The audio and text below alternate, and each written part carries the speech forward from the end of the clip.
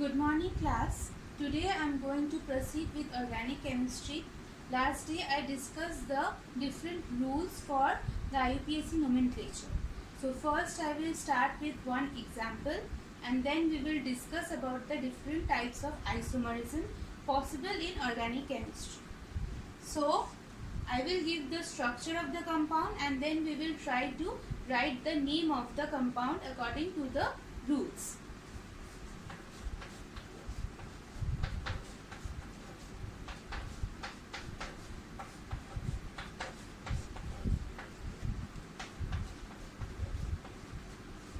So this is the structure of the compound. So we will start with our first rule, that is finding the longest carbon chain. So here we will number the chain 1, 2, 3, 4, 5. Okay. Another chain possible is 1, 2, 3, 4. So we will be taking the 5 carbon chain and we will give them the numbers.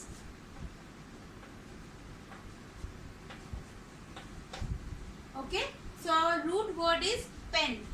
So first we will write our root word in the middle, keeping some space before and after.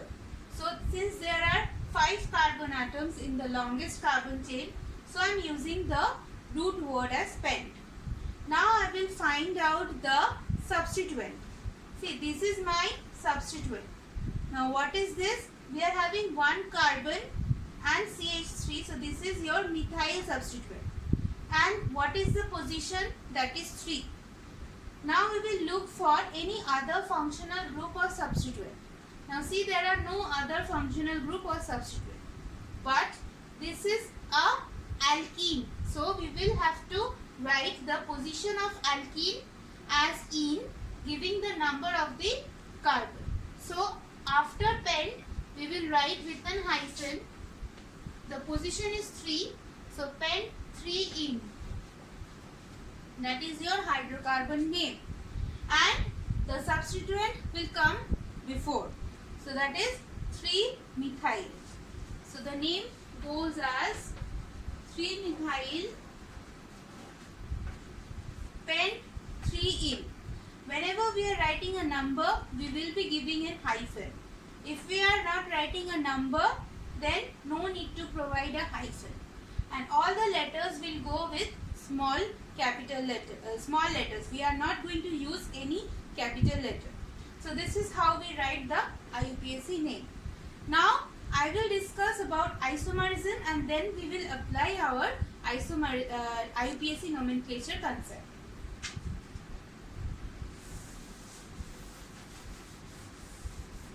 Now in my first class, I have discussed about isomerism, but I did not discuss about the different types of isomerism. So what is isomerism? It is a property by which compounds have the same molecular formula but different structural formula. So there are different types of isomers or isomerism possible. The first one is chain isomerism. Now what is chain isomerism?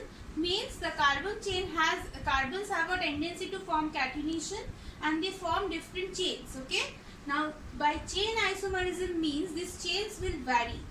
Means the substituents will vary, and as we are numbering the longest carbon chain, so here the chains will vary. Suppose I am getting a 5, then a substituent with a 3 carbon or a substituent with a 4 carbon. So there are different branching. Okay, so by chain isomerism, we are actually looking at the different branching. Then we have position isomerism. What is position isomerism? It means the position of the substituent functional group or the double or triple bonds. Since last compound I discussed, we wrote 3 in, so that 3 decides the position of the double bond. And we also wrote 3-methyl, so that will give us the position of the substituent group. So position isomerism varies with different types of substituents or your double triple bond depending on the position. Okay. Then you have functional isomerism. Now when we are saying functional isomerism, we are looking at the functional groups. So what are the functional groups that we have? OH, that is alcohol, CHO, that is aldehyde, CO, that is carbonyl or ketone, COH, that is acid, COR, that is ester, and O, that is ether. So any change in between these functional groups will give us our functional isomerism. We don't have examples of functional isomerism in this class, so we won't discuss about that. You will be studying about it in your later class too. So next we have 2 or 3 different types of isomerism which we are just going to know by their name. We will discuss about the examples keeping the chain and position isomerism in mind. I will just discuss the names of the other isomerism. The other one is stereoisomerism or stereoisomer. So what are stereoisomers? These are actually dependent on the orientation of carbon in space or the compound in space. Here this is a 2D platform, okay? This is a y-axis, this is a x-axis. So whatever we are writing on the 2D platform. But actually in present, these compounds are present in the spatial arrangement. So stereoisomerism depends on the spatial arrangement of the carbon, hydrogen and other atoms. Okay? And another one we have that is known as tautomerism. This tautomerism is type of isomers that are produced when we are doing some kind of reaction. These 2 isomerism we don't have in this syllabus, but we need to know what are the different types. So I just mentioned the names. Okay. Now I will proceed towards the chain and position isomers.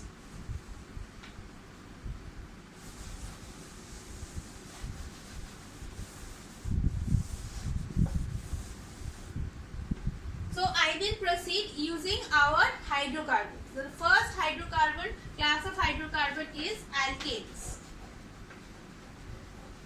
Now alkanes are the saturated hydrocarbons, that is all the hydrogen bonds, all the carbon and hydrogen bonds are single bonds and all the carbon-carbon bonds are also single. So these saturated compounds, they only form chain isomerism.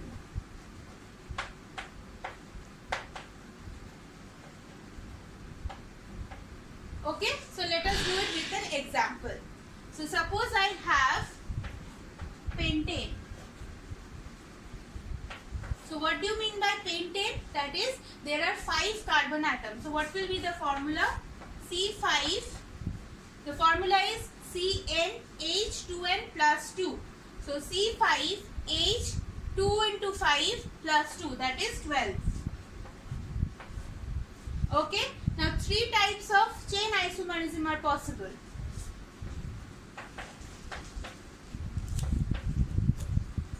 First one is N-pentane, then you have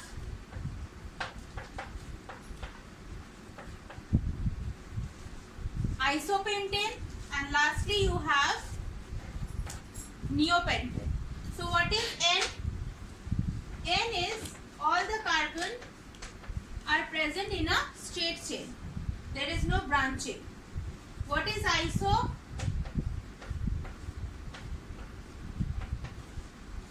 One of the carbon is having 3 carbon with each other. Okay? So this is iso. And what is neo?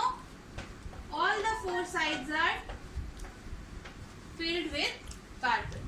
So in N-pentane we are having single chain. Iso we are having 1 branching, and in neo we are having branching on all the sides. So how do we name them? N-pentane, isopentane and neopentane. This is their common name. Now if we want to write their IUPAC name, what will be the names?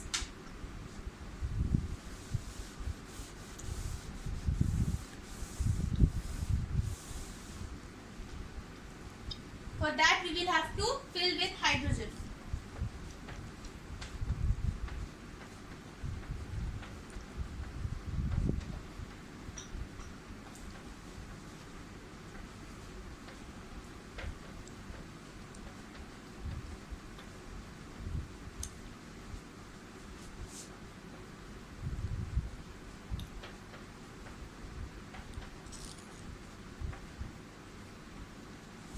Okay, now we will name.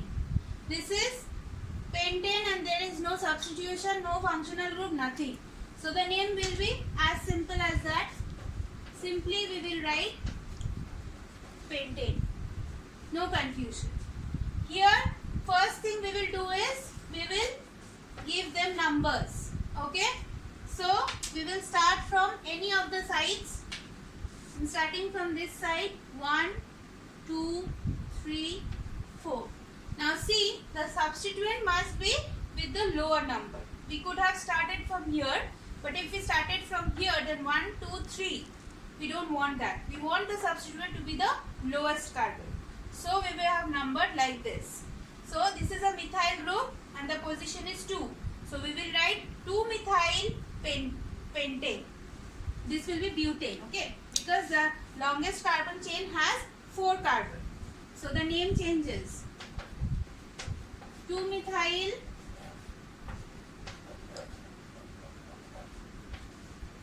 butane. Okay? This is the IUPAC name I am discussing.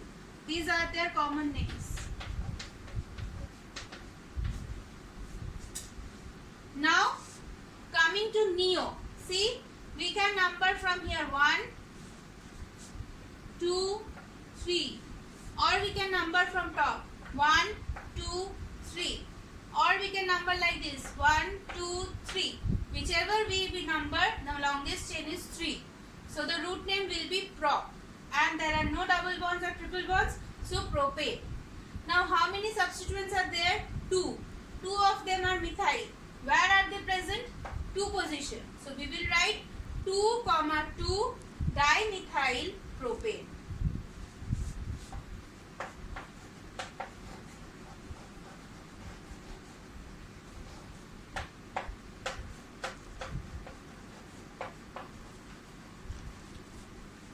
So we have to give the position of both the substituents. That is why we have written 2, 2.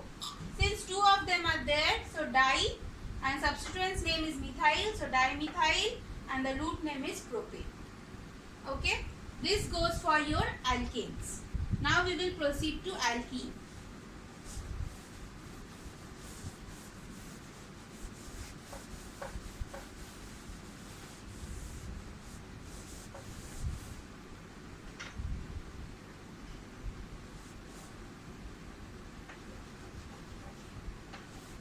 Alkene is a type of unsaturated hydrocarbon having one double bond, right? So the types of isomerism that is possible are your chain isomerism like the alkanes and position isomerism. Okay, chain isomerism goes the same way as we have done for alkanes. So I am not getting into that. We are going to discuss about position. Okay. Now position, suppose I have a alkene like this.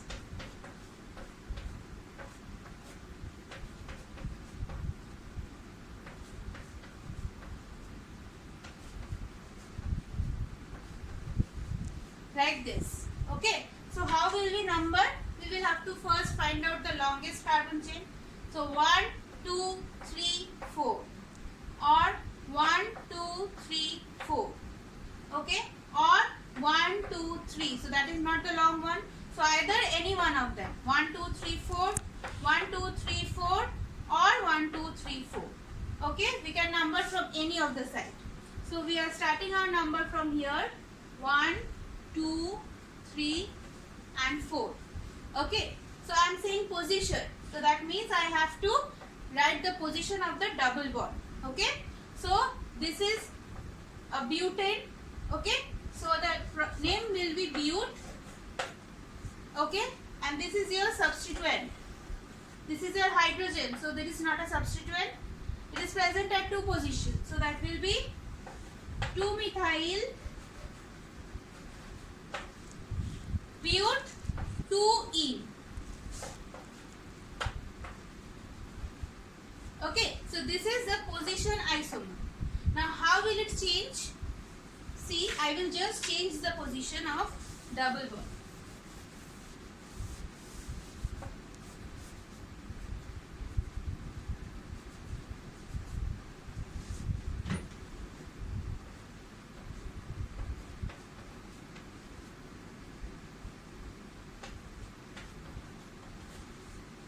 I have just changed the position of double bond.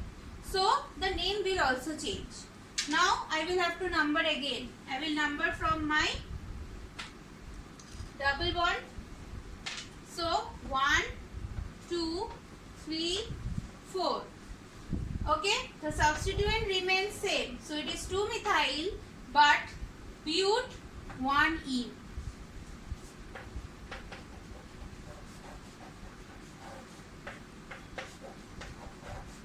You can write but 1-ene or butene. Okay, so see, the position of double bond changes and the position isomers also changes. Okay, we also have one more type of isomerism for double bonds, that is called cis and trans. Okay, so cis and trans isomerism is depending on the position of the other groups. Okay, so suppose I have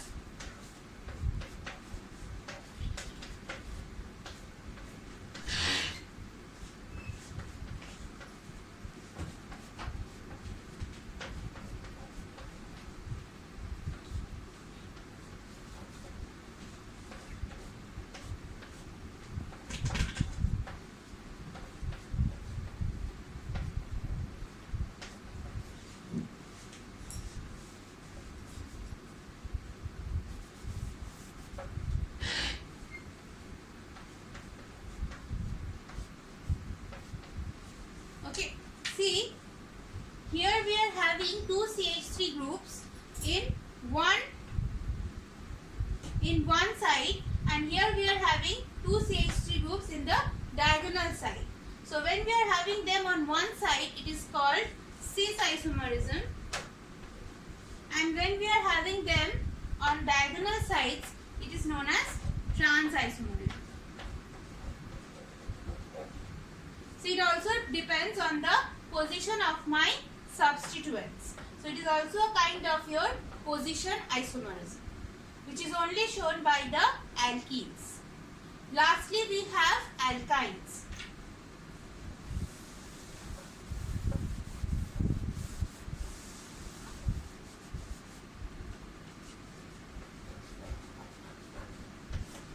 In case of alkynes, we have, it is also a type of unsaturated one, and we only have position isomerism. So that defines the different position of the triple bond. So we have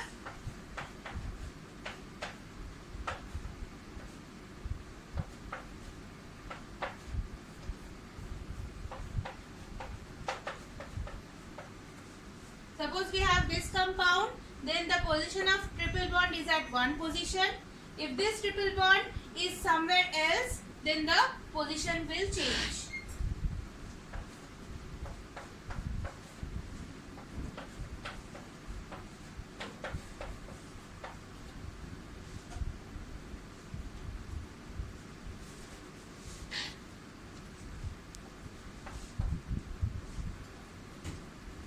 See, here there are two triple bonds on either side. So we will name them as 1, 2, 3, 4, and here we will write about the two triple bonds.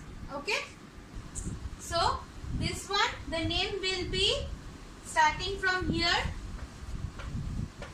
The name will be but 1-ine, and for this one we will have to mention two of the triple bonds. So that will be but 1,3-diene. Okay, so we will be giving the positions. Okay.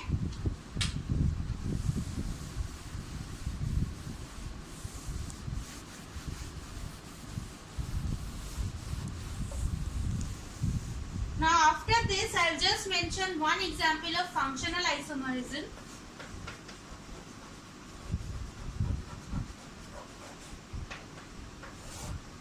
In functional isomerism, suppose you have this compound.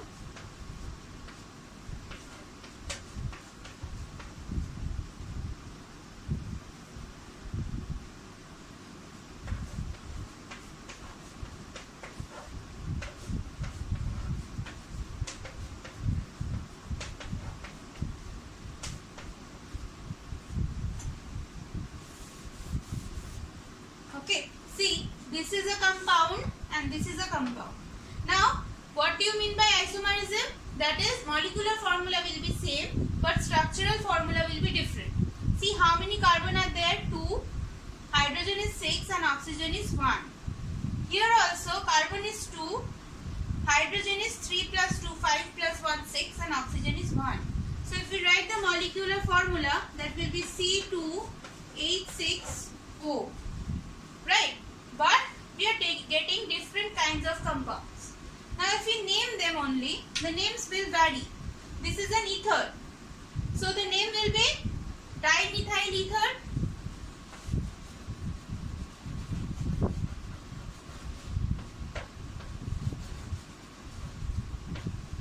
And in this case, the name will be, this is OH, so 2 carbon ethanol.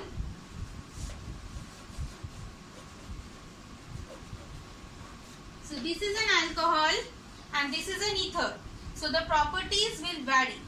So but both of them have the same molecular formula. So they are also called functional isomerism. Okay. So here we complete our first part of organic chemistry, that is the naming the different types of isomers and the different types of hydrocarbons.